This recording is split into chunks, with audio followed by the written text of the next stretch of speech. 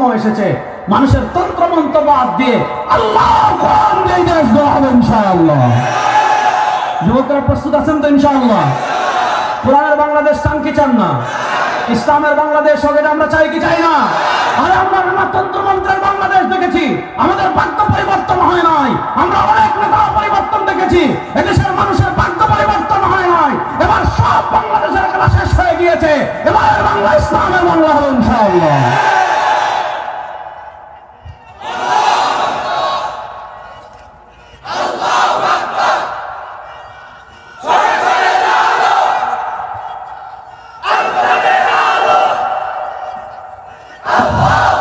আল্লাহ নবী নামাজে কেমনে দাঁড়িয়েছেন দেখেছেন কারা? আল্লাহ নবী নামাজে কেমনে হাত তুলেছেন দেখেছেন কারা? আল্লাহ নবী নামাজে কেমনে হাত বাঁধছেন দেখেছেন কারা? আল্লাহ নবী কেমনে সূরা ফাতিহা পড়েছেন দেখেছেন কারা? আল্লাহ নবী কেমনে নামাজ পড়েছেন দেখেছেন কারা? এখন কেউ যদি বলে না সাহাবায়ে কেরাম সহিহ হাদিস বুঝেন নাই, কেউ যদি বলে না আমি আবু বকরের নামাজ মানি না, কেউ যদি বলে না আমি ওমরের নামাজ মানি না, কেউ যদি বলে আমি উসমানের নামাজ মানি না, কেউ যদি বলে আমি আলীর নামাজ মানি না, কেউ যদি বলে আমি ইবনে ওমরের নামাজ মানি না, কেউ যদি বলে আমি ইবনে মাসউদের নামাজ মানি না, কেউ যদি বলে আমি ইবনে আব্বাসের নামাজ মানি না, অর্থাৎ কেউ যদি হাদিস সাহাবায়ে কেরাম থেকে বেশি বুঝে, সরওয়ার দু আলমের সাহাবায়ে কেরাম থেকে সে যদি বেশি হাদিস বোঝা শুরু করে, বুঝবেন একটা বড় শয়তান আল্লাহর জমিনে আর কেউ নয়।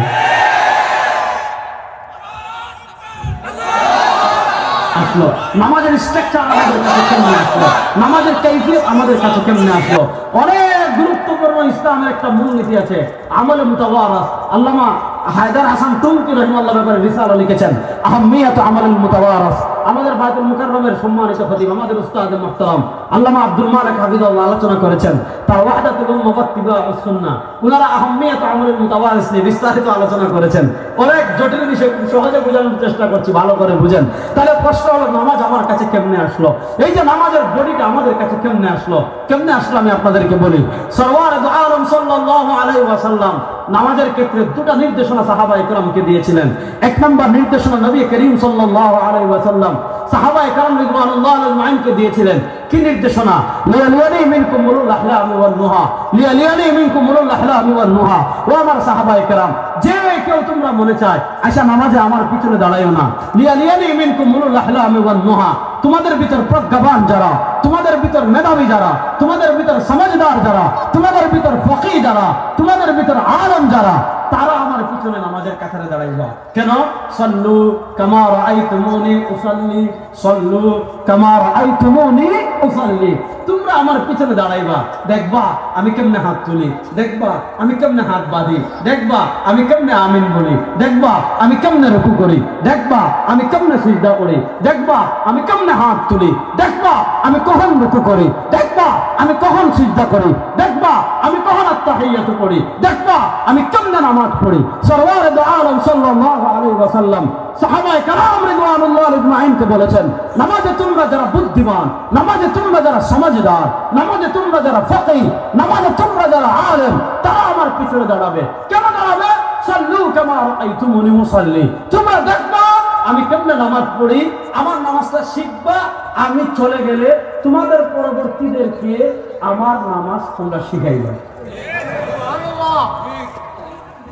এবার বলেন নবী করিম সাল্লাল্লাহু আলাইহি ওয়াসাল্লামের নামাজ দেখেছেন কারা? রাস্তে বলেন না, শরম লাগতেছে, রাস্তে বলেন। আল্লাহ নবী নামাজে কেমনে দাঁড়িয়েছেন দেখেছেন কারা? আল্লাহ নবী নামাজে কেমনে হাত তুলেছেন দেখেছেন কারা? আল্লাহ নবী নামাজে কেমনে হাত বাঁধছেন দেখেছেন কারা? আল্লাহ নবী কেমনে সূরা ফাতিহা পড়েছেন দেখেছেন কারা? আল্লাহ নবী কেমনে নামাজ পড়েছেন দেখেছেন কারা?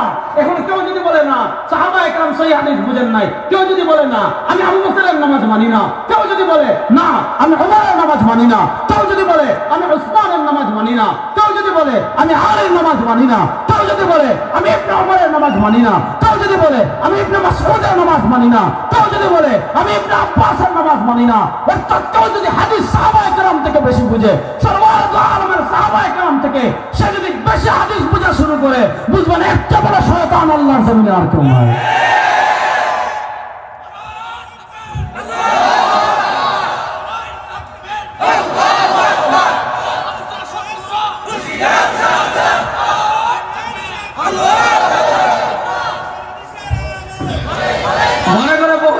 এবার বলেন কোরআন হাদিসের আলো সমস্যাতে জানো ইনশাআল্লাহ বলেন।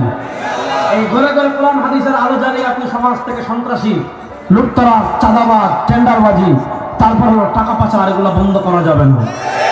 আমরা এতদিন কোরআন হাদিস ঘরে ঘরে জ্বালিয়েছি, এখন সময় এসেছে মানুষের তন্ত্রমন্ত্র বাদ দিয়ে আল্লাহ কোরআন দিয়ে দেশ দেওয়া হবে ইনশাআল্লাহ। যুবকরা প্রস্তুত আছেন তো ইনশাআল্লাহ? কোরআনের বাংলাদেশ চান কি চান না? ইসলামের বাংলাদেশ হবে আমরা চাই কি চাই না? আরে আমরা তন্ত্রমন্ত্রের বাংলাদেশ দেখেছি, আমাদের ভাগ্য পরিবর্তন হয় নাই।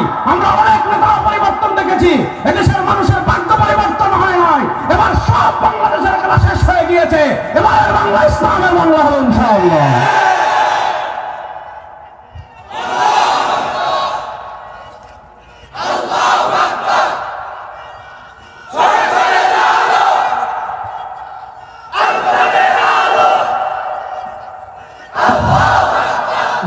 ওইদিকে গেলে আলোচনা চলে যাবে আরেক দিকে, আমি যে বিষয় আছে এই বিষয় থাকে নবী করিম এখন এই বিষয়ে চর্চা করা বেশি গুরুত্বপূর্ণ, কারণ আমাদের বাংলাদেশের মানুষের ভিতর কত ধরনের ফিকরি ইত্তেদাদ আছে, সেটা নিয়ে আমার স্বতন্ত্র আলোচনা আছে, ওগুলো শুনে নিন। তো আমি যে কথাটা বললাম, এই যে নামাজ, নবী করিম সাল্লাল্লাহু আলাইহি ওয়াসাল্লামের নামাজ আমাদের পর্যন্ত আছে না নাই? নারা আসতে বলেন, আছে না নাই? এখন প্রশ্ন হলো, নবী করিম সাল্লাল্লাহু আলাইহি ওয়াসাল্লামের নামাজ আমাদের পর্যন্ত কেমনে আসলো?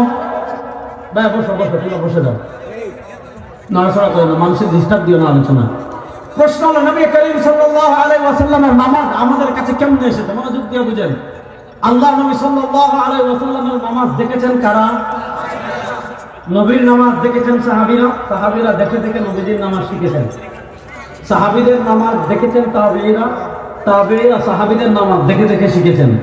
তাবেঈদের নামাজ দেখেছেন তাবেঈরা, তবে তাবেঈরা তাবেঈদের নামাজ দেখে দেখে শিখেছেন।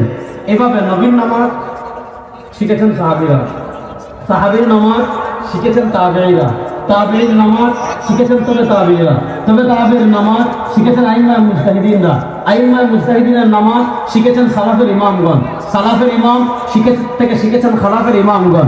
ওইভাবে এখানে যারা আছেন দেখেন তো, আপনি চিন্তা করেন, আপনি যে নামাজ পড়েন ছোটবেলায় আপনি কোনো কিতাব দেখে নামাজ শিখেছেন, ছোটবেলায় আপনি কোনো বই পড়ে নামাজ শিখেছেন, ছোটবেলায় আপনি কারো লেকচার দেখে নামাজ শিখেছেন, ছোটবেলায় আপনি কি ইউটিউব দেখে নামাজ শিখেছেন, ছোটবেলায় আপনি কি ফেসবুক দেখে নামাজ শিখেছেন, ছোটবেলায় আপনি কি গুগল দেখে নামাজ শিখেছেন, না আপনার আলেম, আপনার মসজিদের ইমাম, আপনি যখন মক্তবে গিয়েছেন, আপনি যখন মসজিদে গিয়েছেন, আপনার ইমাম যেমন নামাজ পড়ে, আপনার বাপ যেমন নামাজ পড়ে, এভাবে দেখে দেখে নামাজ শিখেন নাই?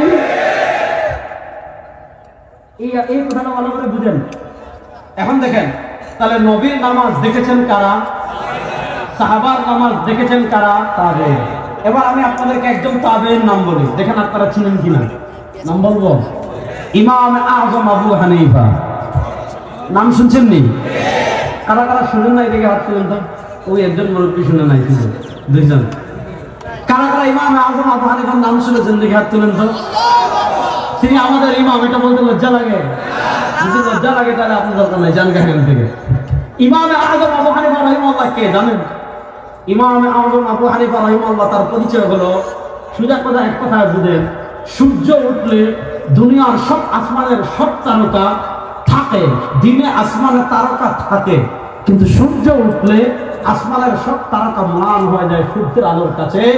ইমাম শামসুদ্দিন আয-যাহাবী রাহিমাহুল্লাহ তার জগদ্বিখ্যাত কিতাব সিয়ারু আলামিন নুবালাতে লিখেছেন, ইমাম শামসুদ্দিন আয-যাহাবী রাহিমাহুল্লাহ তার জগদ্বিখ্যাত কিতাব সিয়ারু আলামিন নুবালাতে লিখেছেন, ইমাম আযম আবু হানিফার একটা পরিচয়, সিরাজুল উম্মাহ, তিনি এই উম্মার সূর্য। তিনি উম্মার, তিনি কে? তিনি একজন তাবেঈ। ইমাম আযম আবু হানিফা কে? একজন তাবেঈ। ইমাম আযম আবু হানিফা রাহিমাহুল্লাহ তাবেঈ মানে তিনি আল্লাহর নবীর সাহাবী হযরত আনাস ইবনে মালিক রাদিয়াল্লাহু তাআলা কে দেখেছেন। ইমাম আযম আবু হানিফা তাবেঈ, এটা আমার কথা না। ইমাম যাহাবী রাহিমাহুল্লাহ তার মানাকিব আবি হানিফা ওয়া সাহিবাইহি, এই কিতাব যেটা তাযকিরাতুল হুফাজের একটা অংশ, মানাকিবুল ইমাম আযম আবি হানিফা ওয়া সাহিবাইহি, ওই কিতাব ইমাম যাহাবী রাহিমাহুল্লাহ লিখেছেন। ইমাম ইবনে হাজার আসকালানী রাহিমাহুল্লাহ তিনি তার তাহযিবুত তাহযিবে লিখেছেন। আর যদি যান, ইমাম ইবনে হাজার হাইতামী রাহিমাহুল্লাহ তিনি তার আল খায়রাতুল হিসান ফি মানাকিবিল ইমাম আল আযম আবি হানিফা আন-নু'মানী লিখেছেন। ইমাম জালালউদ্দিন সুয়ুতী রাহিমাহুল্লাহ তিনি তার তাবিয়ুজুস সহিফা ফি মানাকিবিল ইমামিল আযম আবি হানিফা।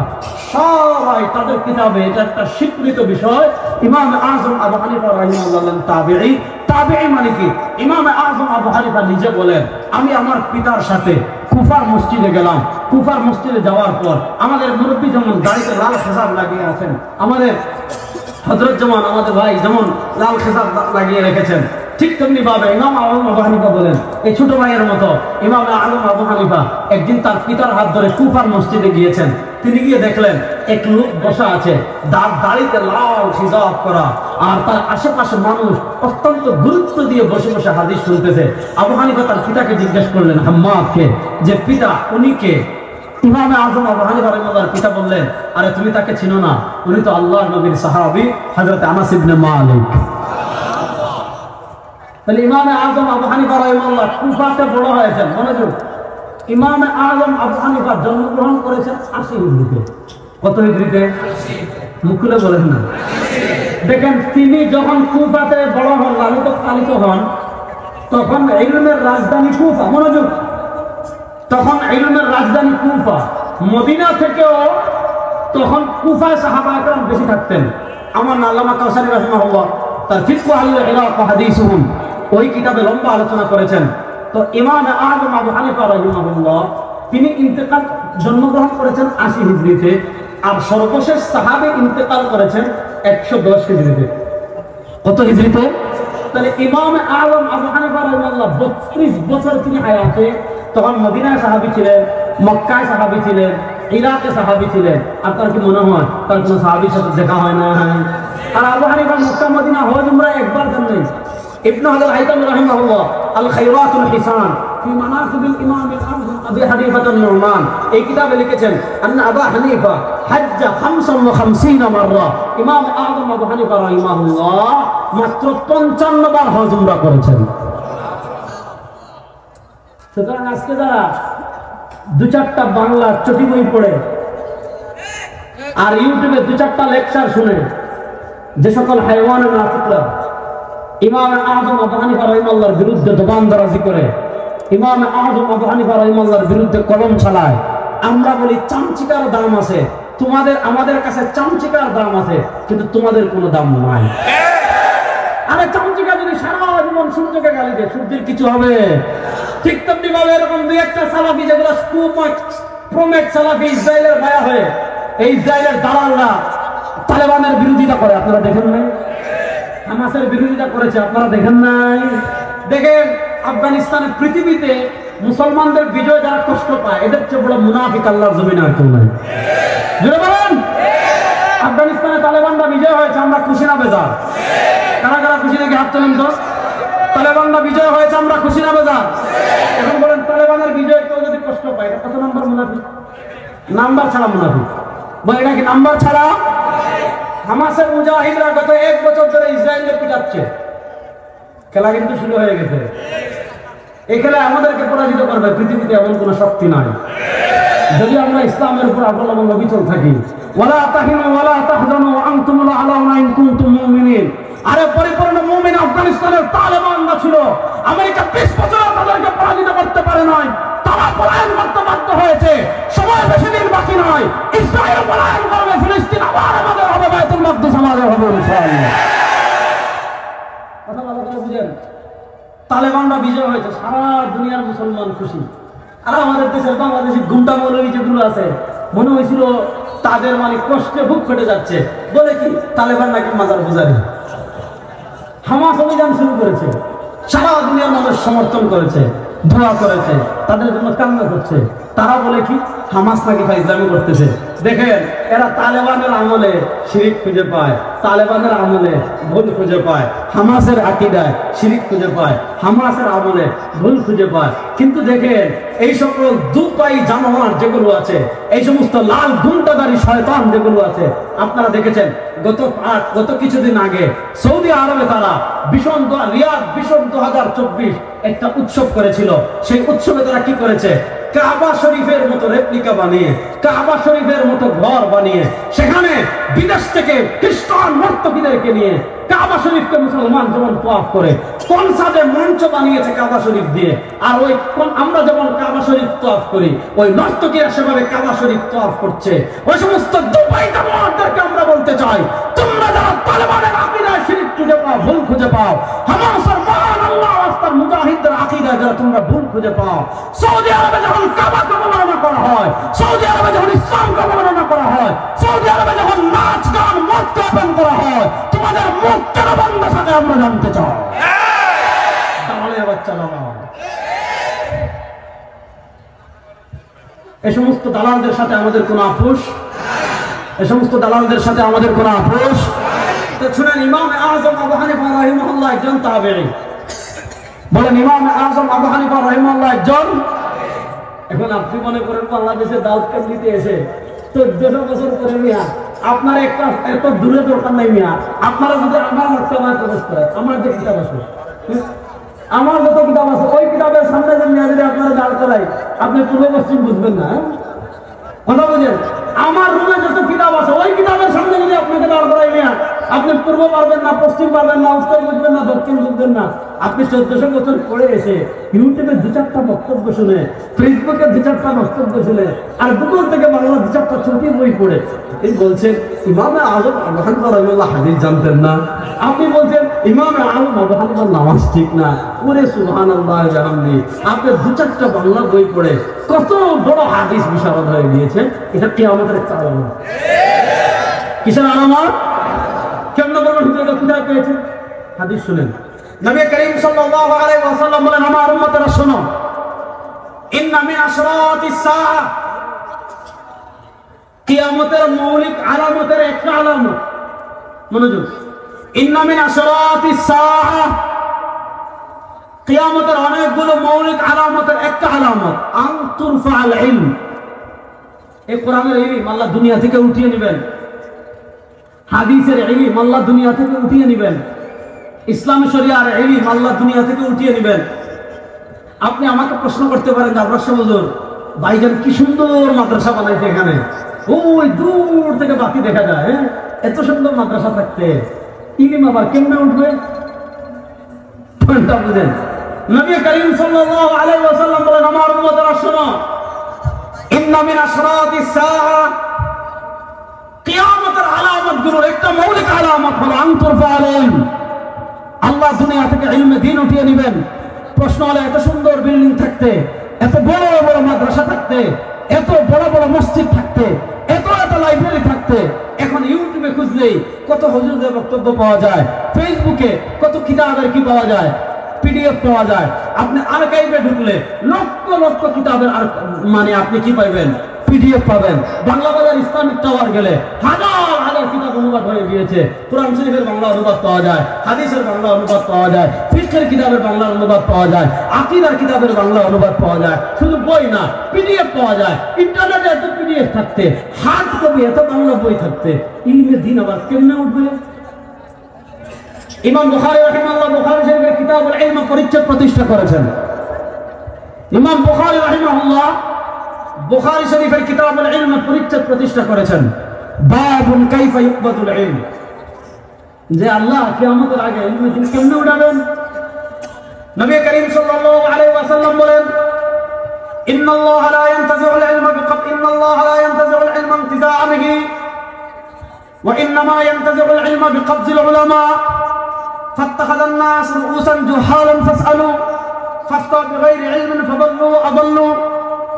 নবী করিম সাল্লাল্লাহু আলাইহি ওয়াসাল্লাম বলেন, আমার উম্মতরা শুনো, ইন্নাল্লাহা লা ইয়ানতাজিউল ইলমা ইনতিজাআন বিহি, আল্লাহ কোন আলেমের পক্ষ থেকে হেডকাট আনিয়ে ইলম উঠাবেন না। মঞ্চক মাদ্রাসার যত আলেম আছেন, বাংলাদেশের যত আলেম আছেন, পৃথিবী বিখ্যাত যতজন আলেম আছেন, তারা রাত্রে ঘুমাবেন, মোবাইলে যেমন ফরম্যাট দিলে সব ডিলিট হয়ে যায়, এরকম আল্লাহ ইলমে দ্বীন উঠাবেন না যে সময় ঘুম থেকে উঠে দেখবেন এতদিন যা অর্জন করেছি, এতদিন যা শিখিয়েছি, এতদিন যা পড়েছি সব ভুলে গিয়েছি। না, ইন্নাল্লাহা লা ইয়ানতাজিউল ইলমা ইনতিজাআন বিহি, আল্লাহ আলেমদের পক্ষ থেকে হেডকা টান দিয়ে ইলম উঠাবেন না।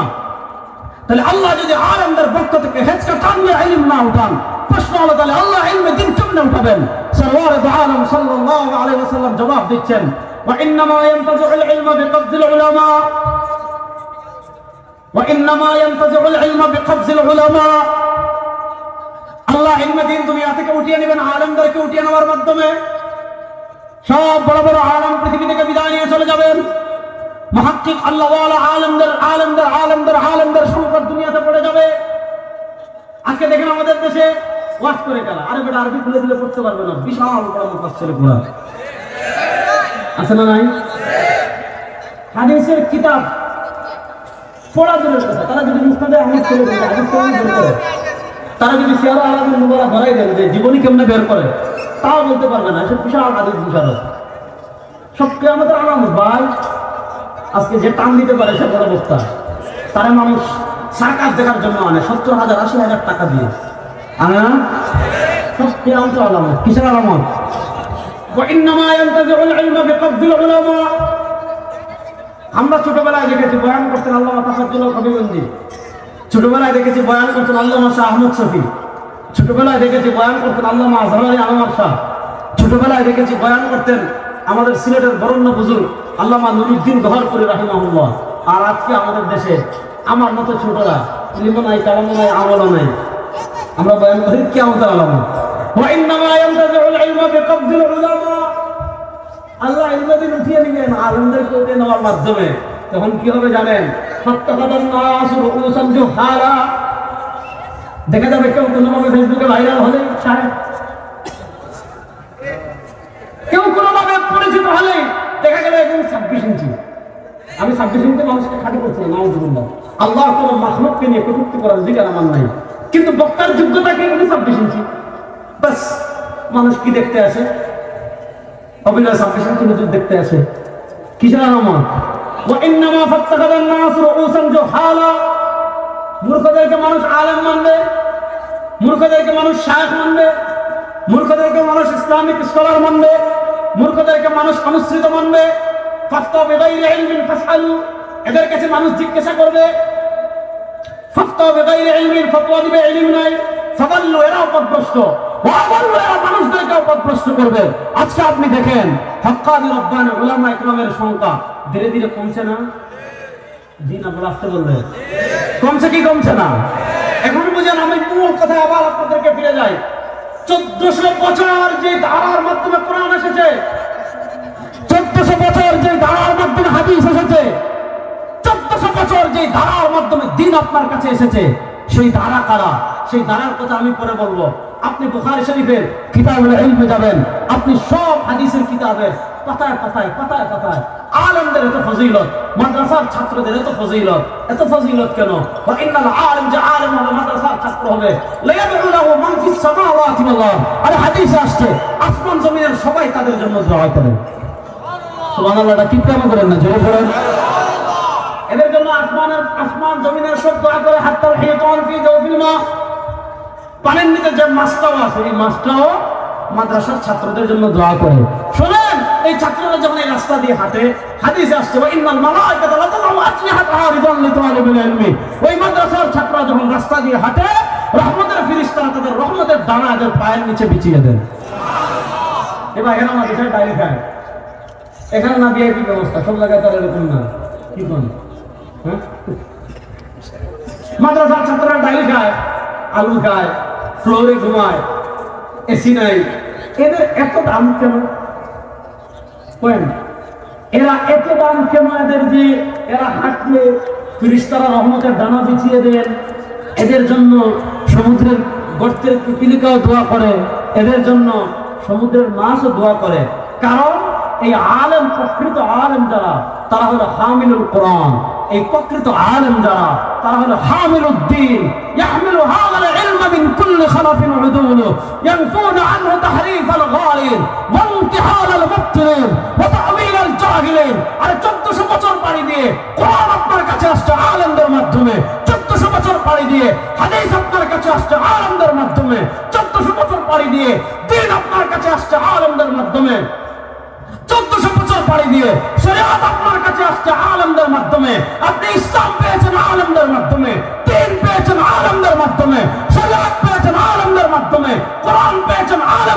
মাধ্যমে, হাদিস পেয়েছেন আলেমদের মাধ্যমে। সুতরাং আপনি আলেমের দুশমন, মানে আল্লাহর দুশমন, নবীর দুশমন, ইসলামের দুশমন, কোরআনের দুশমন। এখন বুঝেন, আপনাদের আশেপাশে নদী আছে নি? কথা বলেন, নদী আছে নি? আচ্ছা, আপনাদের আশেপাশের এই কথা বলে আমি শেষ করবো, একটু সবর করেন। আমাদের আশেপাশের নদী থেকে বালি তুলে কি তুলে না? দেখবেন নদী হলো 2 কিলোমিটার দূরে।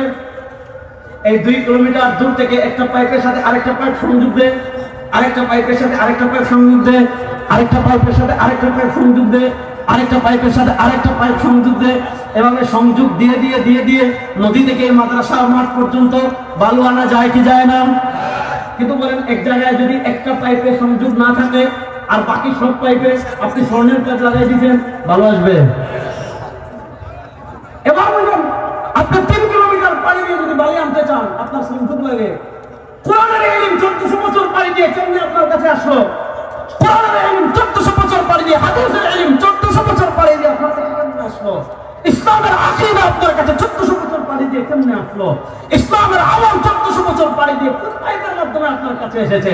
না, ফেসবুকের মাধ্যমে আসে নাই, গুগলের মাধ্যমে আসে নাই, ইউটিউবের মাধ্যমে আসে নাই, ইন্টারনেটের মাধ্যমে আসে নাই। 1400 বছর পানি দিয়ে যে সংযোগ লাইনের মাধ্যমে কোরআন আপনার কাছে এসেছে, যে সংযোগ লাইনের মাধ্যমে হাদিসের ইলম আপনার কাছে এসেছে, যে সংযোগ লাইনের মাধ্যমে ইসলামী শরীয়তের মৌলিক জ্ঞান আপনার কাছে এসেছে, সেই সংযোগ লাইনের নাম উলামায়ে কেরাম। বলেন, সেই সংযোগ লাইনের নাম? নবী থেকে সাহাবী, সাহাবী থেকে তাবেঈ, তাবেঈ থেকে তবে তাবেঈ। দেখেন, আমাদের ফিকহে হানাফির কথা বলি আমি। আল্লাহ নবী থেকে ইবনে মাসউদ, ইবনে মাসউদ থেকে আলকামা, আলকামা থেকে ইব্রাহিম নাখাই, ইব্রাহিম নাখাই থেকে হাম্মাদ ইবনে আবি সুলাইমান, হাম্মাদ ইবনে আবি সুলাইমান থেকে ইমাম আযম আবু হানিফা, ইমাম আযম আবু হানিফা থেকে ইমাম আবু ইউসুফ, ইমাম মুহাম্মদ, ইমাম মুহাম্মদ থেকে ইমাম শাফিঈ, ইমাম শাফিঈ থেকে ইমাম আহমদ ইবনে হাম্বল, ইমাম আহমদ ইবনে হাম্বল থেকে ইমাম বুখারী। সংযোগ লাইন আছে না নাই? ইমাম বুখারীর উস্তাদ ইমাম আহমদ ইবনে হাম্বল। ইমাম বুখারী ইন্তেকাল করেছেন 256 হিজরিতে। ইমাম আহমদ ইবনে হাম্বল ইন্তেকাল করেছেন 241 হিজরিতে। ইমাম আহমদ ইবনে হাম্বলের উস্তাদকে ইমাম আহমদ ইবনে হাম্বল রাহিমাহুল্লাহর উস্তাদ ইমাম শাফিঈ রাহিমাহুল্লাহ, ইমাম শাফিঈ ইন্তেকাল করেছেন 204 হিজরিতে। ইমাম শাফিঈ রাহিমাহুল্লাহর উস্তাদ ইমাম মুহাম্মদ ইবনে হাসান আশ-শাইবানী রাহিমাহুল্লাহ, তিনি ইন্তেকাল করেছেন 189 হিজরিতে। ইমাম মুহাম্মদের উস্তাদ ইমাম আযম সিরাজুল উম্মাহ ফাকিহুল মিল্লাতি ওয়াদ দ্বীন, ইমাম আযম আবু হানিফা, ইমাম আযম আবু হানিফা রাহিমাহুল্লাহ, তিনি 150 হিজরিতে। তার থেকে হাম্মাদ, হাম্মাদ থেকে ইব্রাহিম, ইব্রাহিম থেকে আলকামা, আলকামা থেকে ইবনে মাসউদ, ইবনে মাসউদ থেকে সরওয়ারুল আলম। এইভাবে আপনি এখানে যারা হাদিস পড়াচ্ছে, এই মাদ্রাসায় যতজন শিক্ষক আছে, আপনি তাদেরকে হাদিসের কথা জিজ্ঞেস করবেন, তারা প্রত্যেকেই বলবে আমি হাদিস পড়েছি তার কাছে, তিনি তার কাছে, তিনি তার কাছে, তিনি তার কাছে। এইভাবে মদিনা ওয়ালা পর্যন্ত তার সংযোগ আছে। যেভাবে আমরা সহি তাসাউফ যারা চর্চা করে তাদের কাছে যাবেন, তারা বলবে আমার পীর অমুক, তার পীর অমুক, তার পীর অমুক, তার পীর অমুক। এভাবে নবী পর্যন্ত সংযোগ পাবেন। ঠিক তেমনিভাবে আমাদের ফিকহে যাবে, আমাদের ফিকহে হানাফির যেমন রাসূলুল্লাহ পর্যন্ত সংযোগ আছে, আমাদের দেওবন্দীদের হাদিসের সংযোগ তেমন নবী পর্যন্ত আছে। ঠিক তেমনিভাবে আমাদের তাসাউফের সনদ আপনার নবী পর্যন্ত আছে। এখন আমাদের বাংলাদেশে শায়েখ বানায় কারা? ওই শায়েখের সংযোগ মদিনা পর্যন্ত নাই, শায়েখের সংযোগ কোন পর্যন্ত? ফেসবুক পর্যন্ত। আছে না নাই? শায়েখের সংযোগ কোন পর্যন্ত? ইউটিউব পর্যন্ত। শায়েখের সংযোগ কোন পর্যন্ত? গুগল পর্যন্ত। এরকম গুগল শায়েখ, ইউটিউব শায়েখ, ফেসবুক শায়েখ, সবগুলো এক একটা আপাদমস্তক শয়তান। সুতরাং আজকের পুরো আলোচনার মূল কথা কি? যেই সংযোগ লাইনের মাধ্যমে কোরআন হাদিসের ইলম আপনাদের কাছে এসেছে, সেই আলেমদের সাথে জুড়ে থাকার দরকার আছে না নাই? কাদের দরকার নাই? দিকে হাত তোলেন। মাশাআল্লাহ, ওই যুগের একজন জুসে ফেলছে, বুঝলেন না? হ্যাঁ, বুঝছি তো। কাদের দরকার আছে মনে করেন, দিকে হাত তোলেন। আল্লাহ, আলেমদের সাথে জুড়ে থাকার দরকার আছে না নাই? এই আলেমদের সাথে জুড়ে থাকার 1 নম্বর শর্ত হলো, আপনার বাচ্চাকে আপনি ডাক্তার বানান, আমার আপত্তি নেই। আপনার বাচ্চাকে ইঞ্জিনিয়ার বানাবেন, খুবই ভালো কথা, অস্ত্র বানানো শিখবে। হামাসের মুজাহিদরা যদি অস্ত্র বানাইতে পারে, তালেবানদের বাচ্চারা যদি অস্ত্র বানাইতে পারে, ড্রোন বানাতে পারে, আমাদের বাংলাদেশি বাচ্চারা এগুলো পারার দরকার আছে না নাই? কোন আধিপত্যবাদ যদি এই দেশকে দখল করতে চায়, তাদের সাথে 24 ঘন্টা খেলার জন্য আমরা প্রস্তুত ইনশাআল্লাহ। প্রস্তুত আছেন তো যুবকরা? ইনশাআল্লাহ যুবকরা প্রস্তুত আছেন তো? ইনশাআল্লাহ এই মানচিত্রের দিকে হাত তুললে সে হাত ভেঙে দেব ইনশাআল্লাহ। প্রস্তুত আছেন তো? ইনশাআল্লাহ। আপনার বাচ্চা বিজ্ঞানী হবে, ইঞ্জিনিয়ার হবে, ডাক্তার হবে, কোরআন বাদ দিয়ে না, কোরআন সহ। আল্লাহকে বাদ দিয়ে না, আল্লাহ সহ। জান্নাতকে বাদ দিয়ে না, জান্নাতের পথে। এজন্য শুনেন, মাদ্রাসায় নুরানি আছে না নাই? নাই কই শুনছেন? আছে না নাই? আপনি কমসে কম স্কুলে দেওয়ার আগে 3 বছরের জন্য দিবেন। 3 বছর না পারেন 2 বছরের জন্য দিবেন। 2 বছর না হয় স্কুলে দেওয়ার আগে কমসে কম 1 বছরের জন্য আপনার বাচ্চাকে মাদ্রাসায় দিবেন। আল্লাহ চিনবে, নামাজ শিখবে, কোরআন শিখবে, দ্বীন শিখবে, নবী শিখবে, সঠিক আকীদা শিখবে। তারপর স্কুলে গিয়ে যা পড়ো, যত বড় বিজ্ঞানী হোক, ছোটবেলায় কোরআন শিখে ফেলেছে, নামাজ শিখে ফেলেছে, হাদিস শিখে ফেলেছে, সূরা কিরাত শিখে ফেলেছে, ওযু শিখে ফেলেছে। নচেত কি হবে জানেন? আমাদের বাংলাদেশে এরকম বহু বড় বড় নেতা আছে, ঈদুল ফিতরের নামাজে গিয়ে বলতেছে ঈদুল ফিতরের জানাজার নামাজ। কি বলছে? ঈদুল ফিতরের জানাজার নামাজ। কত বড় মূর্খ, চিন্তা করেন। তো আপনার বাচ্চা এরকম ঈদুল ফিতরের জানাজার নামাজ বলুক, আপনি চান যে আপনার বাচ্চা আপনার জানাজার সামনে নিয়ে বলবে আমার বাবার ঈদুল ফিতরের জানাজার নামাজে যারা এসেছেন? সুতরাং আপনার বাচ্চা এগুলো শিখুক, এটা আপনারা চান কি চান না? এটা না আজকের পুরো আলোচনার মূল কথা। কমসে কম 1 বছরের জন্য এলাকার যারা আছেন, আপনার যদি ছোট ছেলে থাকে, ছোট মেয়ে থাকে, ছোট ভাই থাকে, ছোট বোন থাকে, কমসে কম 1 বছরের জন্য আপনার বাচ্চাকে নৌচক মাদ্রাসা নুরানীদের ভর্তি করানোর নিয়ত কারা কারা করেছেন হাত তুলেন। নিয়ত করলে আল্লাহ না হোসেন নাকি দেবে ইনশাআল্লাহ। কাদের নিয়ত থেকে একটু হাত তুলেন তো। যারা বিয়ে করে নাই তারা হাত তুলছে, আর যারা বিয়ে করে বাচ্চা কাচ্চা আছে তাদের কেউ হাত তুলে নেবে। কারা কারা দিবেন তো নিয়ত করেন দেখে একটু হাত তুলেন তো সবাই। আরে হাত তুলেন তো সব, হাত তুলেন সবাই। আমাদের বাচ্চাদেরকে 1 বছরের জন্য হলো নুরানীকে দিব তো ইনশাআল্লাহ। আল্লাহ যে আলোচনা করলাম আমাকে আপনাকে সবাইকে আমল করার তৌফিক দান করুক, আমিন। ইন আসাবতু ফামিনাল্লাহি ওয়া ইন আখতাতু ফামিন্নি ওয়া মিনাশ শাইতান। সুবহানাকাল্লাহুম্মা ওয়া বিহামদিকা আশহাদু আল্লা ইলাহা ইল্লা আনতা আস্তাগফিরুকা ওয়া আতুবু ইলাইক। আসসালামু আলাইকুম ওয়া রাহমাতুল্লাহি।